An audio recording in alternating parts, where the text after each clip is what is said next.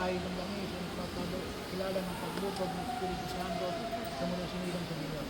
Maging magagawang ang batang ito, kanyang pakiisa ay Kristo ng Hari, para propeta ngayon magpasa walang hanggan.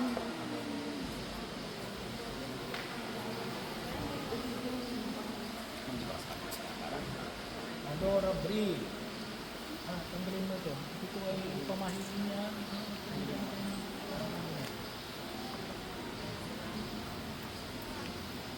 Baba mo, baba. Yan. Baba ka ng mga magulang. Ma'am, labas ka pa para kita. Adora Bri. Adora Bri. Binibigyan kita sa ngalan ng Ama, ng Anak, ng Espiritu Santo.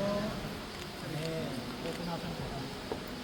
Ngayon naganak ka ng Diyos Ama ng ating Panginoon sa Kristo, ang muling pagsilang sa tubig ng Espiritu Santo, ang pagpapahay ng langis ang ipapakilala ng paglubog ng Espiritu Santo, sa muling sinilang sa linyat. Nagimatag na ang bagay nito, sa kanyang pangitay ng Isang Hari, pagkita ka ng pasawalan ng Paan. Amen. Amen.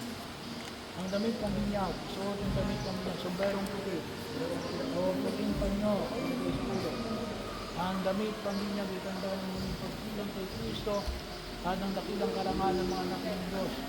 Huwag manatiling wagas at walang bahay doon sa kanilang karangalan hanggang magandang ng buhay na walang hanggan. Bigay sa mga nanay. Bigay sa nanay. Bigay sa nanay mga bata. Nanay, pagbilang mo.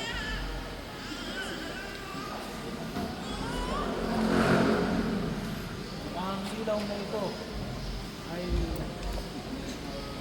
tanda ng liwanag ni Kristo na tinanggap ng mga bagong binyag.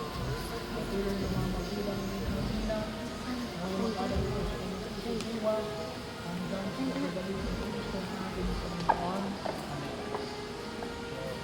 Yan ang liwanag ni Kristo na tinanggap ng mga bagong binyag. Yan ang tinanggapin natin sa kanyang binyagan. Huwag maging itanglaw natin